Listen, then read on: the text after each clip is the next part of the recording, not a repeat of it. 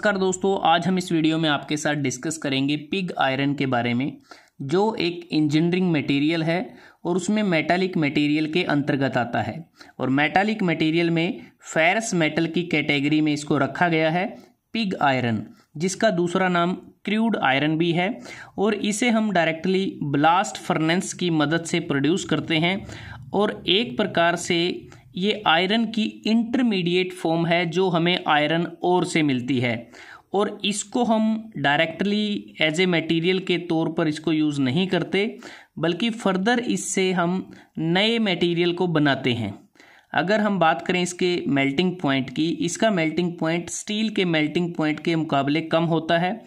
तकरीबन pig iron का जो मेल्टिंग पॉइंट है वो 1150 डिग्री सेल्सियस से लेके 1200 डिग्री सेल्सियस के बीच रहता है, जबकि जो स्टील है इसका जो मेल्टिंग पॉइंट है वो तकरीबन अगर हम बात करें 1370 डिग्री सेल्सियस से 1530 डिग्री सेल्सियस के बीच में रहता है। अब बात करते हैं कि जो पिग आयरन है इसमें क्या क्या कंपोजिशन होती हैं।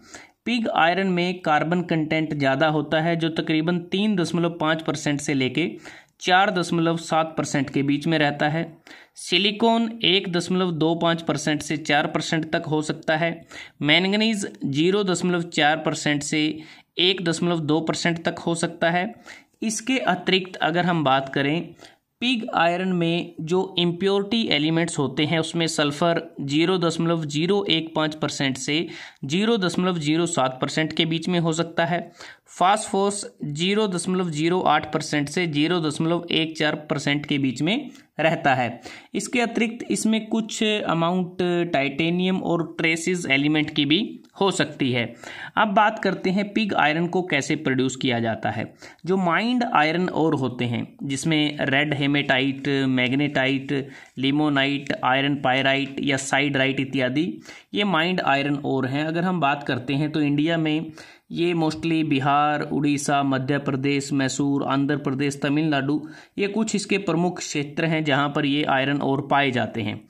तो इनमें अगर हम बात करते हैं जो मोस्टली आयरन ओर यूज़ किया जाता है वो है रेड हेमेटाइट, क्योंकि इसमें जो आयरन होता है वो तकरीबन 60 से 70% के बीच में रहता है और इसमें सल्फ़र नहीं होता, ये सल्फ़र से फ्री होता है, जिसके कारण इसको रिड्यूस करना आसान रहता है और मोस्ट वाइडली यूज्ड ये आयरन ओर है।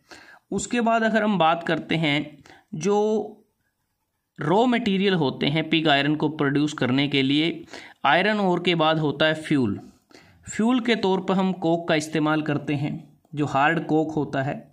क्योंकि इसका हम यूज़ करते हैं क्योंकि ये जो हार्ड कोक होता है ये जो मेटल हमें मेल्ट करनी है उसके लिए प्रॉपर हीट को प्रोवाइड करता है। साथ में जो आयरन ओर की जो ऑक्सीजन होती है उसके साथ ये कंबाइन हो जाता है और ओर को रिड्यूस होने में मदद करता है।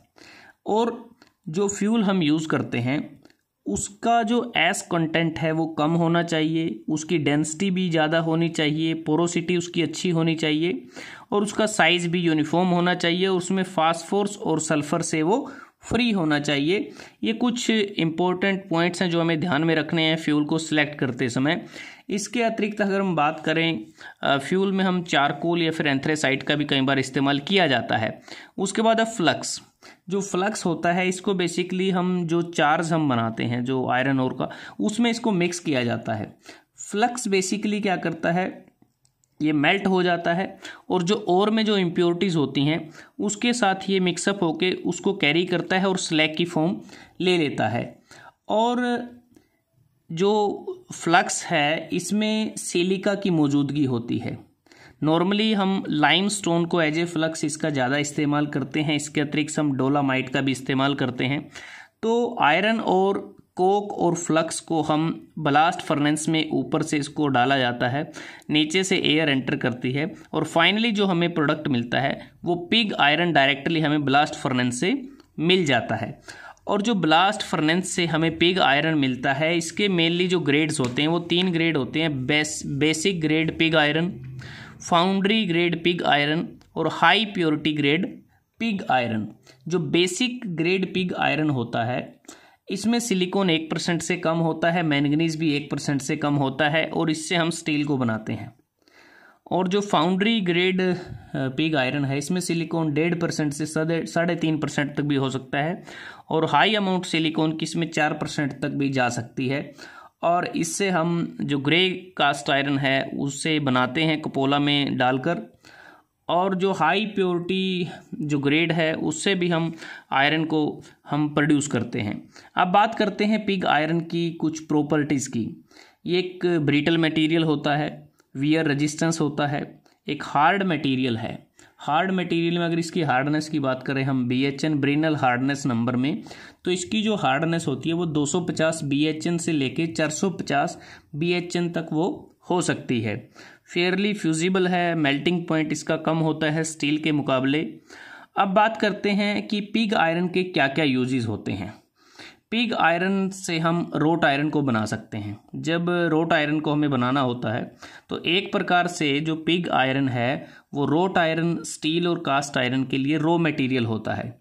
जब हम पडलिंग फर्नेस में कार्य करते हैं तो पडलिंग फर्नेस की मदद से पिग आयरन से रोट आयरन बनाया जाता है, जो एक प्रकार से आयरन की प्योरेस्ट फॉर्म होती है, जिसमें तकरीबन 99.8% तक आयरन हो सकता है। उसके बाद अगर हम induction furnace, electric arc furnace या फिर बेसेमर प्रोसेस या ओपन हर्थ प्रोसेस पर पिग आयरन को प्रोसेस करते हैं तो उससे हमें स्टील मिलता है। अगर हम पिग आयरन को कपोला फर्नेस में डाल देते हैं तो वहाँ से हमें कास्ट आयरन मिलता है। अलग अलग टाइप के कास्ट आयरन हमें मिलते हैं, जिसमें ग्रे कास्ट आयरन हो सकता है, वाइट कास्ट आयरन हो सकता है, मेलिएबल कास्ट आयरन हो सकता है। तो ये कुछ टाइप हैं कास्ट आयरन के जो हम अपनी रिक्वायरमेंट के अनुसार हम प्राप्त कर सकते हैं कपोला फर्नेस से। उसके बाद अगर हम बात करें जो पिग आयरन होता है, इसमें जो आयरन का जो कंपोजिशन है वो तकरीबन 90% से 94% तक हो सकता है, और पिग आयरन एक प्रकार से मेटालिक और होता है। उसके बाद अगर हम फिजिकल कुछ प्रॉपर्टीज़ की बात करें पिग आयरन के केस में, इसका जो कलर है वो ग्रे कलर होता है, और इसमें जो फ्रैक्चर है वो ब्रिटल होता है, क्योंकि ब्रिटलनेस इसकी ज़्यादा होती है। और इसकी जो शेप की बात करें तो अलग अलग शेप में ये हमें अवेलेबल होता है। तो दोस्तों आज हमने इस वीडियो में आपके साथ डिस्कस किया पिग आयरन के बारे में, जो क्रूड आयरन उसका दूसरा नाम है, और जिसे हम डायरेक्टली ब्लास्ट फर्नेस से प्रोड्यूस करते हैं। अगर आपको वीडियो अच्छा लगा आप इसको लाइक कर सकते हैं, शेयर कर सकते हैं अपने दोस्तों के साथ, स्टूडेंट्स के साथ, और जल्दी हाजिर होते हैं एक नए वीडियो के साथ। तब तक के लिए धन्यवाद। आपका दिन शुभ रहे।